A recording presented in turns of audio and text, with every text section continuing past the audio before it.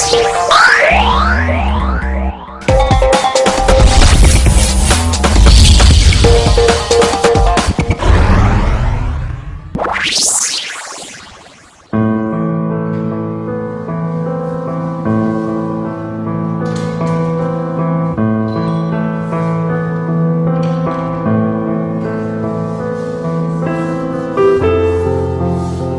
يكن هذا الرجل يتصور وهو يعرض نفسه على استشاري في علاج الشخير أن الأمر قد يخفي وراءه مشكلة صحية، وبالأهمية التي تتطلب منه الانتقال إلى هذا المركز المتخصص في تشخيص توقف التنفس خلال النوم.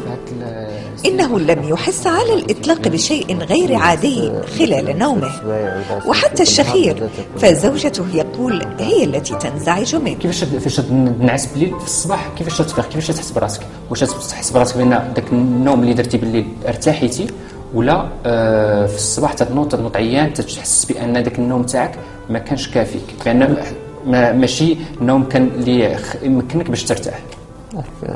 تنعس مثلا واخا نعس 8 سوايع ولا 10 سوايع، تنفيق الصباح عيان.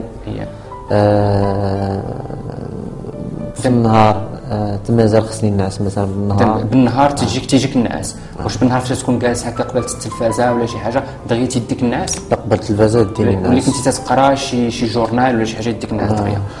واخا سيدي، ومن غير هادشي واش المراه ديالك شافتك بان بالليل حتى فاش تكون ناعسه تكون تتشخر تينقطع عليك التنفس ديالك؟ اذا تكون تتشخر واحد الوقت ما تبقى تسمع والو، واش شافتها ولا لا؟ انا ما اظن بان لاحظتها. واخا، واش ما عمرها تشكات بان تضرب برجليك بالليل ولا لا؟ لا. وما عمرك سيدي وقعت لك شي حاجه بحال تكون ناعس وتنوض تحس براسك تنوض بحال تنقز وتحس براسك بان التنفس ديالك بحال اللي غتجيف؟ تتوقع لي بعض المرات. وقعت لك. اذا سيدي بهذا الشيء اللي تعاود لي دابا، اللي قلتي لي جيتي عندنا حيت تتعاني بالشخير بالليل، وبان فاش تبع المرات وقعت لك بان بالليل تنوض تحس براسك بحال اللي جايف، بان النفس ناقصك، وبان في الصباح تتفيق واخا تكون نعستي 8 9 سوايع تتفيق تحس براسك عيان في الصباح، وبالنهار تيديك النعاس تحس براسك فيك لا سومنولونس، اذا تيديك النعاس بطريقه سهله، تتفرج التلفاز ولا شي حاجه دغيا تيديك النعاس تحس براسك عيان بالنهار. اذا هادشي كله بان تيجعلني نشك بان عندك واحد السيندروم تيتسمى سيندروم دابني اوبستركتيف دي سومي، هو بالعربيه اذا توقف التنفس خلال النوم. باش يمكن لي نشوف بان عندك هذا توقف التنفس خلال النوم خصني ندير لك واحد التسجيل عندنا، واحد الليله تثبت عندنا باش نديروا لك واحد الاله في الراس ديالك، واحد لي زيليكترود في الراس في العينين وهنايا، باش نشوف فاش تكون ناعس ولا فايق، وفاش تكون ناعس نشوف واش داك النوم ديالك مزيان ولا ماشي مزيان. وبالنسبه تندير لك حوايج اخرين في الانف وفي اليدين باش نشوفوا واش في النعاس تاعك تيوقع لك انقطاع التنفس، اذا تكون واش التنفس تاعك تنقطع بالليل. اذا هذا التسجيل تيدار خصك تجي عندنا بالليل، تجي مع 8 الليل ان شاء الله، وتنشوفوك تنسجلوك الليل كامل. اذا بهذا التسجيل غيمكن لنا نكونفيرميو، اذا باش نقولوا نتاكدوا بان عندك هذا انقطاع التنفس. اذا بلا تسجيل ما يمكنناش نعرفوا واش كاين ولا لا. بهذا الشيء اللي عندك انا تنشك بالحق باش نقدر نقول واش كاين ولا لا خصني نسجلك. اذا هذا التسجيل باش نعرفوا واش كاين هذا المشكل هذا، وفاش اللي كان هذا المشكل هذا يمكن لنا اذا التشخيص اولا، وثانيا تنشوفوا شحال عندك لا غرافيتي. اذا ماشي بحال الانسان اللي كان عنده انقطاع التنفس اللي كان عنده قليل ولا عنده بزاف. اذا على حساب اللي كان عندك بزاف ولا قليل يمكن لنا نعرفوا شمين كيفاش طريقه العلاج اللي غنستعملوا معك. اذا اللي بغيتي يا سيدي اللي بغيتي تمشي معايا نوريك فين غتبات فاش غتبات عندنا، وغنوريك الاله اللي غنستعملوا باش نشرح لك شنو غنديروا. شكرا.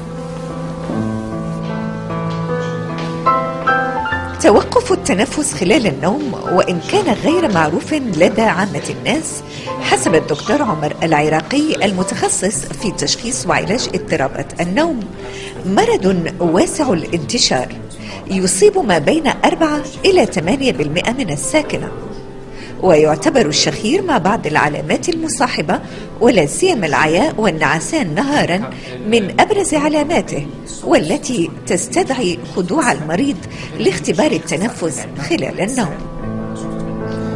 ما يمكنناش نقولوا بان اي انسان تيشخر عنده توقف التنفس. بالحق فاش يكون الشاخر يمكن يكون هو العلامه تاع توقف التنفس. اذا اي انسان عنده الشخير خصو يجي يشوف الطبيب اللي مختص في هذا الشيء باش يمكن له يعرف واش عنده توقف التنفس ولا لا.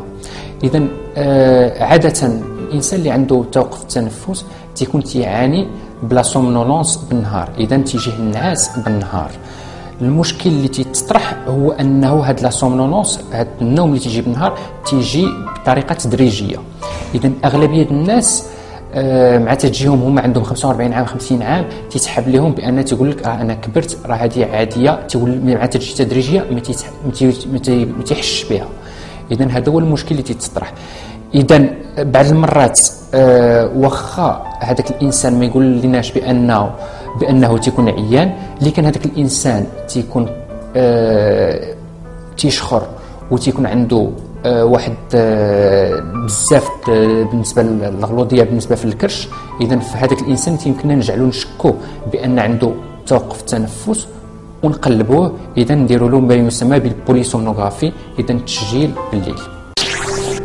يتطلب تشخيص توقف التنفس خلال النوم كما سبقت الإشارة أن يقضي المريض ليلة بالكامل داخل مركز متخصص يبيت خلالها موصولا إلى جهاز للتسجيل الكهربائي للنوم يسمح في نفس الوقت بدراسة التنفس ليلا وإيقاع القلب، صوت الشخير، وكمية الأكسجين في الدم وجودة النوم. المعطيات المسجلة هي التي تأخذ هنا كما نرى شكل تخطيطات ومؤشرات بالألوان. كما يمكن لكم تشوفوا بأن بأن هذا السيد هذا اللي درنا له التسجيل راه نعس هذه واحد ساعتين، هذه 2 الصباح. فهاد كما يمكن لكم تشوفوا هنايا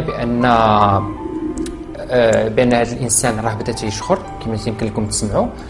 اللي شفتوا هنايا هاد 6 لي تراسي الاولانيين تيبينوا لنا بان هذا الانسان ناعس، وفي هذا النعاس هذا بان نوم خفيف.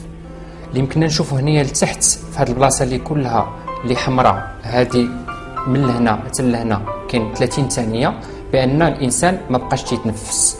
حيت هنايا فاش غيتنفس شوف كاين واحد الموجات اللي هنايا ما كاينينش.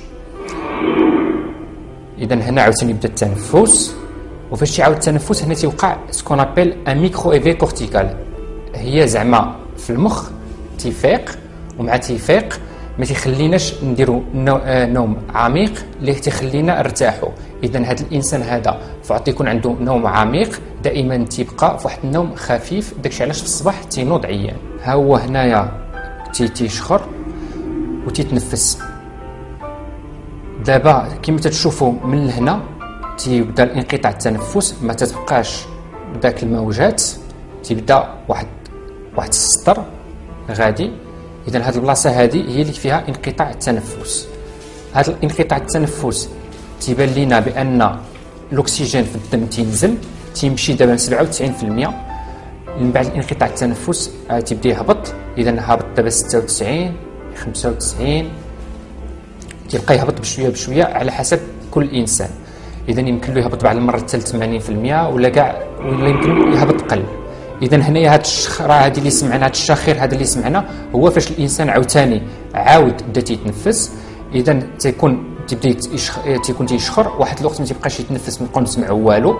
وفاش ما تنبقاو نسمعوا والو اذا هي تيكون تيسبب انقطاع التنفس. وفاش تيعاود يبدا يتنفس عاد في ديك الساعه تيعاودها بشخره مجهده. اذا كما تشوفوا هنايا تيتنفس هنا شخر، هنا عاوتاني يبدا انقطاع التنفس واحد اخر. هاد البلاصه اللي حمراء كلها.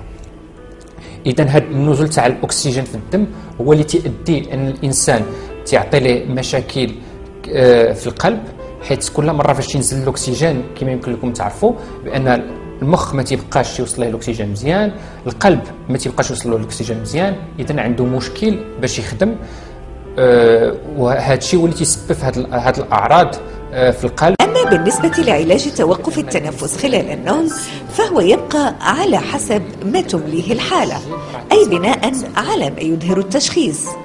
إذ يمكن أن يذهب من مجرد اقتراح بتغيير الوضعية خلال النوم إلى العلاج الجراحي، مرورا ببعض التقنيات المستحدثة لهذا الغرض، والتي من أهمها ما يسمى بالسيباب. هذا القناع الذي غير كما نسمع في حياة هذا الرجل كثيرا. انا كنستعمل هاد النوع، ماشي هذا، كيغطي لي كاع الانف والفم، وكان داير ما كنحسش بها نهائيا، بحال اللي ما عندي حتى شي حاجه. قلت لك دوزت واحد الاسبوعين ولا ديال التاقلم، ومن بعد كنعس على اليمين على ظهري هكذا، كندور هذه كتحرك، يعني كتساعد على التغيير ديال البوزيسيون اللي نكون ناعس فيها. ما عنديش مشكل. وبطبيعه الحال الا قارنت مع شنو كان عندي، راه سي اكسترا اوردينير بزاف، كاين فرق كبير بزاف. هذا الضوء هذا وهذه الاله هذه هي واحد الاله تتسمى السيباب، واحد النوع ديال واحد الكمبريسور اللي تيعطي واحد الضغط الهواء، وهذاك الضغط اللي تيكفي باش المسالك الهوائيه العليا ما تتشدش. وهذيك المسالك الهوائيه العليا اللي هي بعد تتشد هي تجعل الانسان تيشخر، وتيجعلو الاكسجين تنزل له في الذات ديالو. بعد تنزل الاكسجين في الذات ديال الانسان، جميع الاعضاء المهمه وبالاخص القلب تيتقاس والمخ تيتقاس. ولهذا الانسان اللي تيكون فيه هذا المرض هذا ديال توقف التنفس خلال النوم تيتصاب بالضغط ديال الدم، ليبرتونسيون ارتيريال، وتيتصاب بواحد لا ميغرين الى اخره، ولا غدا تصبح عيان ما تيقدرش يشتغل كما قال السيد اللي معايا.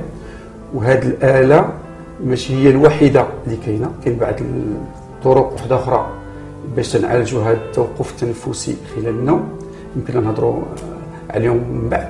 ولكن هذه الاله مهمه وخاص الانسان يستعملها باستمرار، حيت لما تستعملش مع المده تيكون واحد العواقب كثيره على القلب وعلى امراض الغدد، بالاخص الديابيت، مرض السكر، وتيوقع واحد السمن، ويمكن تيوقع حتى من ناحيه الجنس، تيوقع واحد الخلل الجنسي، وتيمكن له يتسبب لا قدر الله في الموت خلال النوم.